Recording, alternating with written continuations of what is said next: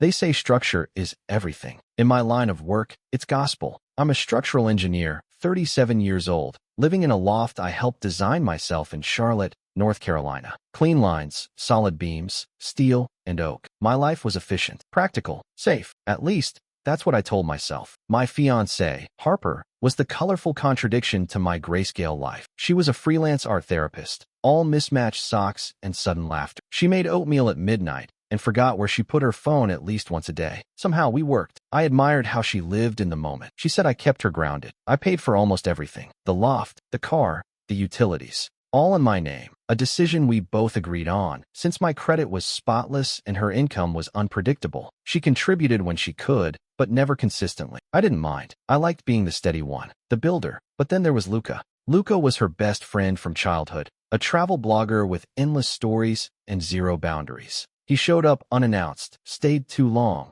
left his stuff in random corners of our loft like it was his second home. Harper called it their thing, the way they always shared space. He's family, she told me. You knew that from the beginning. Maybe I had, but I never thought it would feel like I was sharing her. He'd sit on the couch in shorts and no shirt, editing photos on his laptop, while Harper painted with her headphones on, nodding to whatever music she was lost in. Sometimes they'd exchange a look or an inside joke and burst into laughter, leaving me on the outside. I'd retreat to the office, pretending to work, the sound of them echoing down the hallway. I started noticing the way she lit up when he walked in, how she asked me to tone down my rigid energy around him. She said it like she was offering a design critique. I didn't say anything at first, but inside, something shifted. I started to see cracks in what I thought was our solid foundation. Every time Luca left town for another trip, things between us got quieter, calmer, like my home remembered how to breathe. But the second he returned, it was chaos again. Conversations at 1 a.m., shared bottles of wine, their laughter spilling out into every room like I didn't live there too. Still,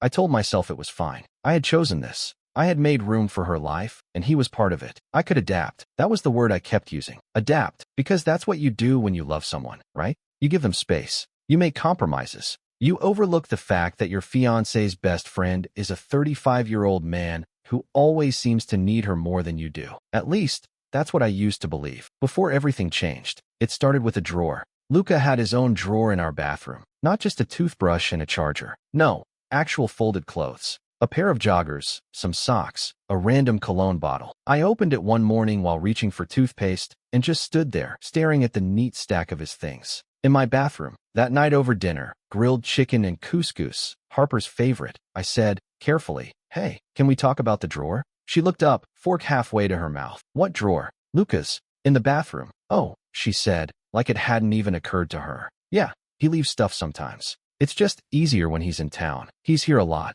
I said. I tried to sound neutral, but I knew my tone was tight. She blinked. "Is that a problem?" I hesitated, then decided to go for it. "It's not just the drawer. It's everything. The way he lets himself in. The way you drop what you're doing every time he calls. I feel like there are no boundaries." Harper's smile faded. "Wow, I didn't think you were the jealous type." "I'm not jealous," I said. "I'm saying it's a shared home, and it doesn't feel like that when someone else is constantly here, treating it like his own." She leaned back in her chair. "He's family, Adam. He's been in my life longer than anyone. You knew that when we met." "Yeah," I said, "but I didn't know you were building your life around him." That was the wrong thing to say. She scoffed. "So now I'm disloyal? God, you sound possessive." "I'm not trying to control you, Harper. I'm asking for basic respect. For us." She stood up, plate in hand, shaking her head. "You're making something out of nothing. He's my best friend. That's not changing." I didn't say anything else. Not that night. Not the next. Instead, I stopped mentioning it. I showed up to work, came home, paid the bills, and made dinner. I kept things moving. That's what I do.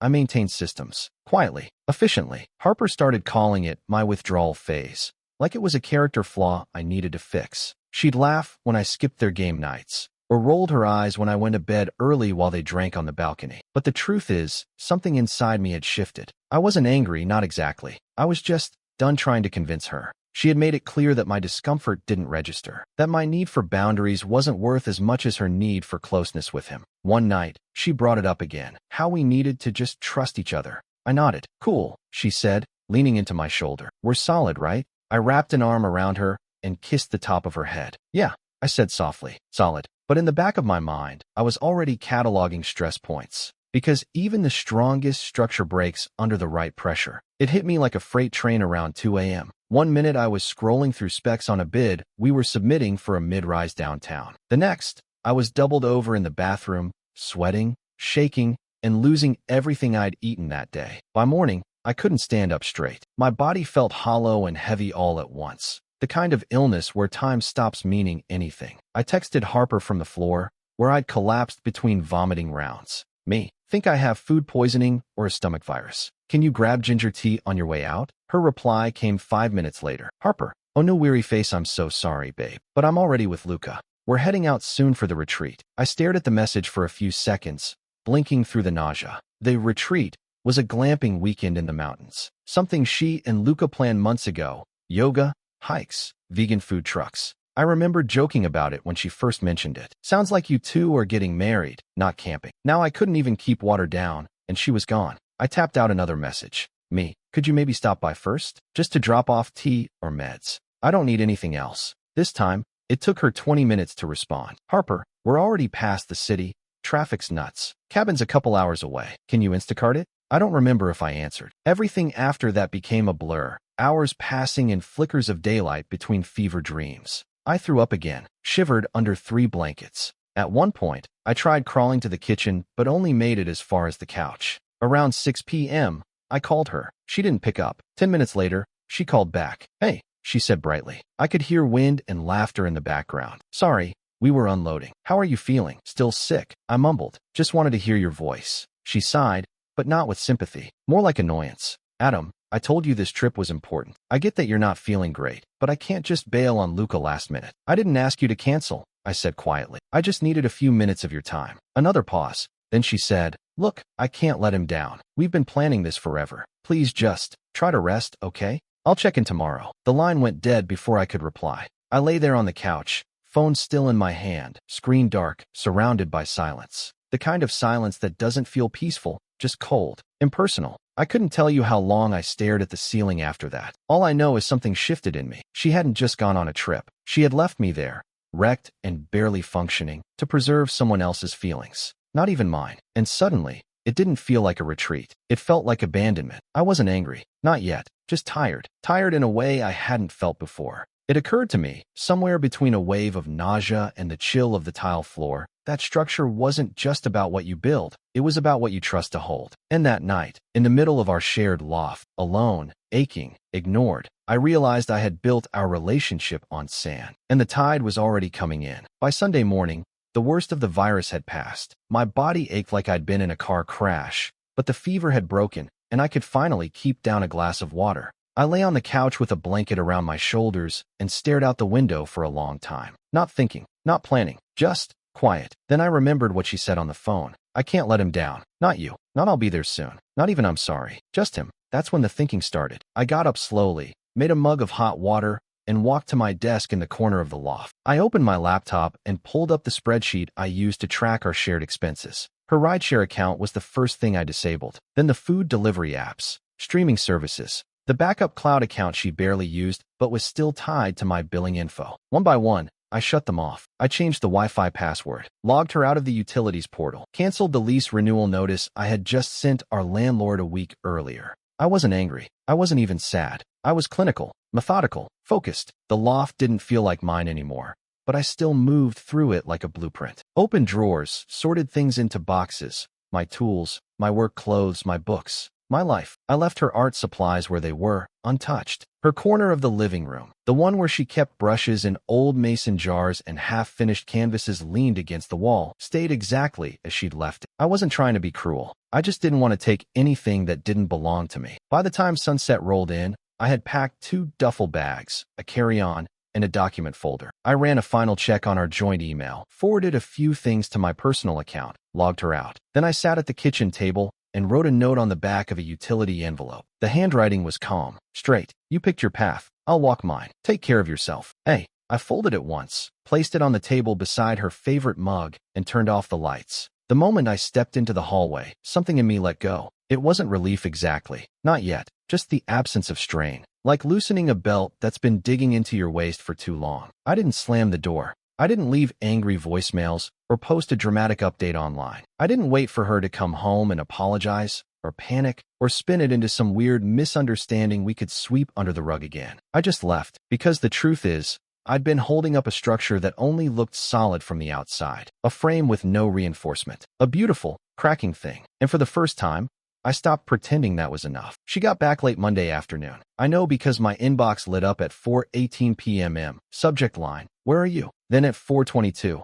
"Adam, this isn't funny." I didn't open either. At 4:29, she texted, "Harper, where the hell is all your stuff?" "Harper, did someone break in?" "Harper, I can't log into the utility account. Did the Wi-Fi get shut off?" I stared at the screen for a second, then put the phone face down. The silence from my end didn't last long. An hour later came the first call, then another, then a third. I didn't pick up. At 6:03, her tone changed. "Harper, email, I don't understand what's happening. Did I do something wrong? Can we talk?" By 6:30, it escalated. "Harper, voicemail if this is about the retreat. I told you it wasn't personal. You're being immature. This isn't how adults handle conflict. I guess adults also abandon their sick partners for a weekend in the woods, but I didn't say it. I didn't say anything. I wasn't trying to punish her. I was just done feeding energy into a connection that never ran both ways. Around 9 p.m., I got a call from an unknown number. I let it go to voicemail. It was Luca. His voice was softer than usual, like he was trying not to sound invested. "Hey man, not sure what's going on with you and Harp, but, she's kind of freaking out. Maybe just shoot her a message so she can chill out? No judgment, just trying to help." He didn't call back after that. The next morning, she emailed again, longer this time. I came home expecting my partner. I got an empty apartment and a note. "What the hell, Adam? You could have at least had the decency to face me. You're not even answering. This is cruel. I'm not perfect, but I don't deserve this. What are you trying to prove?" I read it once, then archived it. I'd said all I needed to say in that folded envelope on the table. Over the next week, the calls slowed. The messages turned cold, then panicked, then quiet. My lawyer advised me not to respond directly. "No contact is the cleanest boundary," she said, so I didn't. Meanwhile, Luca went radio silent. He didn't show up in her social media stories anymore. His tag posts vanished. No more inside jokes in the captions. No more yoga selfies from shared cabins. Whatever safety net she thought she had in him, it snapped the second it was no longer propped up by my rent payments and seamless groceries and upgraded Wi-Fi. And that, more than anything, told me I'd made the right call. She hadn't just left me sick and alone. She'd made it clear who she thought would catch her if I walked away. Turned out, he wouldn't. And for the first time in months, I finally felt steady. Not triumphant, just steady, like a structure no longer under strain. It came from a throwaway Reddit post. One night, maybe 2 weeks after I'd walked out, I wrote something under an anonymous handle. No names, no photos, just a quiet, clinical breakdown of the situation. Fiancée prioritized her childhood friend over me during illness. Severed ties. No contact since. I didn't post for sympathy. I just needed to see the situation laid out plainly, without emotion, like blueprints. I read the comments, most of them supportive, a few skeptical. I didn't engage. I just watched it float. Then, 3 days later, I got a message request. "Hey, I think I know the guy you're talking about. Luca?" My heart skipped. I didn't reply right away. Her profile looked real. No spam, no links. Just a woman in her 30s named Alyssa. Photos of a dog, a modest apartment, a few selfies from various hikes. He dated me last year. We met at a music festival. He said I was refreshingly grounded. We lasted about 5 months. I read every word slowly. He never had a job. Said he didn't believe in the 9-to-5 trap. Lived off friends. Crashed on couches. Always had some new trip planned that magically required someone else's card. When I got tired of bankrolling him, he ghosted me. I asked for details. Not because I doubted her, but because I needed confirmation. Needed to know I wasn't imagining the pattern. She didn't hold back. He lied about where he was staying. Told me he was at a solo retreat in Asheville. Turned out he was in Miami with another friend. He always made women feel like they were the ones pressuring him when they wanted something simple. A text back. A plan. A real commitment. And the cabin trip? I asked. "Oh yeah. He told me about that one." Said he was going with someone who still sees the world clearly. His words. Pretty sure that was her. I sat back in my chair, letting it sink in. She didn't know me anything. This woman, she didn't gain from reaching out. She didn't even seem angry. Just tired. Tired in that way only people who've been quietly used can understand. I thanked her. Sincerely. She replied once more. "You're not crazy. You're not bitter. You just finally saw it for what it was.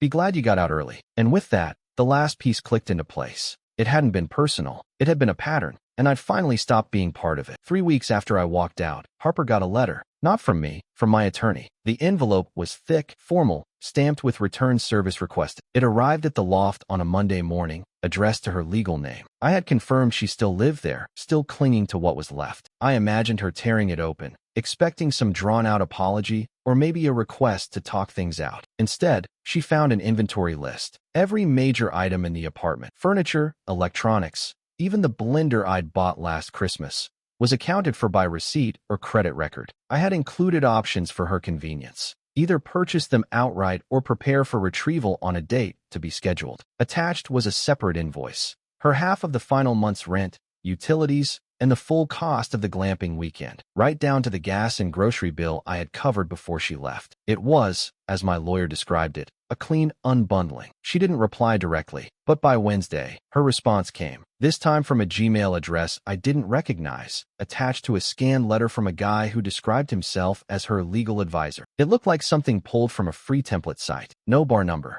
no firm letterhead, just some bullet point pushback about shared domestic contributions, and a vague warning about pursuing alternative remedies if this matter is not resolved fairly. My lawyer smiled when she saw it. She sent back a letter that afternoon, referencing the lack of legal standing, the signed lease in my name, and the attached bank statements that proved I'd paid 100% of everything for the last year. She included one final note. Failure to respond within 10 business days would trigger formal collection. 3 days later, the Gmail address went dark. A week after that, Harper emailed me directly. It was the first time she'd reached out with outrage. I never thought it would come to this. It wasn't about money. I didn't think you'd weaponize our life like this. I didn't reply, because none of it had been a weapon. It was just structure, consequence, gravity. You can't call a beam the villain just because it finally collapsed after being overloaded. You don't blame the steel when the weight was never balanced to begin with. And I'd spent too many years carrying someone who had never once asked how much I could hold. So I did the only thing I could. I let go and let the math speak for itself. The day the lease officially ended, I arrived with movers at 10 sharp. I had scheduled everything to the hour. Truck parked out front, 2 guys ready to carry the final items I'd tagged last week. The loft looked different now, stripped, echoey, like a stage after the set has been torn down. Harper was there. I expected that. She sat cross-legged on the floor, surrounded by cardboard boxes that looked barely packed. An air mattress sagged near the wall, half deflated, with a thrift store blanket balled on top. She wore a hoodie I hadn't seen in years, and no makeup, just tired eyes. I gave the movers a quiet nod, then walked toward the closet. She didn't say anything as I passed her, just followed me with her eyes, like she was waiting for a cue that never came. This is really it, huh? She finally said, voice flat. I kept wrapping the tools I had left behind. Yeah. She paused. You didn't have to make it so official. All the lawyer stuff, the receipts, the charges. You kept saying it wasn't about money, I replied calmly. So I gave you a system. No emotion, just facts. She looked down, picked at a frayed seam on her sleeve. You know I'm moving back in with my parents, right? That's where I am now. My mom's basement. I didn't respond. She exhaled slowly. I guess Luca's couch wasn't an option. Still nothing from me. She laughed bitterly. He bailed the minute the fridge stopped being stocked and the rent stopped being magic. I didn't smile. I wasn't interested in winning. I was just here to close a chapter. The movers loaded the last items while she sat there in that same spot, boxed in by the remnants of what we were supposed to build together. She didn't cry. She didn't scream. She just watched the life she thought was forever being peeled away piece by piece. When the last box hit the dolly, she stood. Was it really about the retreat? She asked. Her voice was small, honest, for once. I looked her in the eye. No, I said quietly. It was never about the retreat. Then what? She whispered. What did I do that made you just walk away? I took a long breath, considering if it was worth saying. But she deserved at least one answer. You didn't just leave me alone while I was sick, I said. You made it clear that his needs mattered more. And not just that weekend. All the time. Every time. I wasn't your partner. I was your placeholder. She blinked. That's not true. But it felt true, I said. And feelings, when they're constant enough, become evidence. She opened her mouth like she wanted to argue, but nothing came out. I turned toward the door. Behind me, I heard her sit down again, mattress hissing as she leaned back. As I stepped into the hallway, I didn't feel angry. I didn't feel vindicated. I just felt done. And for once, that was enough. It's been 6 months since I walked out of that loft. I live just outside Asheville now, in a modest 1-story house tucked into the edge of the woods. Cedar siding, simple trim, no more than I need. There's a small workshop off the back, part garage, part studio, where I spend my weekends fixing old furniture or working through side projects that never made it past blueprint phase. Peace came in layers. First, it was the silence. No laughter in the middle of the night, that wasn't mine. No shared schedules to coordinate around someone else's chaos. No phone vibrating with check-ins that weren't actually about me. Then it was the space. Space to breathe, to wake up when I wanted, to eat eggs at noon, to put my tools exactly where I left them and know they'd still be there the next day. Most recently, it was clarity. I took a solo trip last month, a long weekend in Shenandoah. Just me, a backpack, and a reservation at a hike-in cabin with no electricity. The first night, I built a fire, sat by it, and listened to the wind cut through the trees. I thought about everything and nothing. Not once did I feel lonely. There was a time I thought being alone was the same thing as being abandoned. But solitude isn't what breaks you. It's what rebuilds you. I've started dating again, tentatively. No pressure, no rushing. Just conversations over coffee with people who ask questions and wait for answers. Nobody has met my dog yet, a rescue lab named June, and that's intentional. I don't introduce people to things I care about unless I know they can hold their weight. Professionally, things are good. Better, honestly. I took on 2 major projects at work and was just made partner at the firm. The other engineers threw me a surprise lunch. The kind of gesture that sounds small but lands big when you've spent years being background noise in someone else's story. I don't talk to Harper. Haven't since that final day in the loft. I heard through mutual contacts that she tried a few short-term rentals and eventually moved in with a friend in Chapel Hill. Luca, from what I gathered, is somewhere in Arizona documenting silence, or whatever that means. It doesn't matter. I don't carry bitterness. I carry lessons, like how even the strongest-looking structure can fail if the stress points are ignored long enough. Like how stability isn't just about what you build, it's about who helps you maintain it. And most of all, that love, real love, doesn't require you to shrink. It took losing something to realize how hollow it had become, and it took walking away to finally make space for something solid. I keep a sketch pinned above my workbench, just a simple pencil outline of a bridge. Nothing elaborate, just clean support and symmetry. Underneath, in my handwriting, are 5 words. No cracks in the foundation. That's the life I'm building now. Quiet, steady, mine.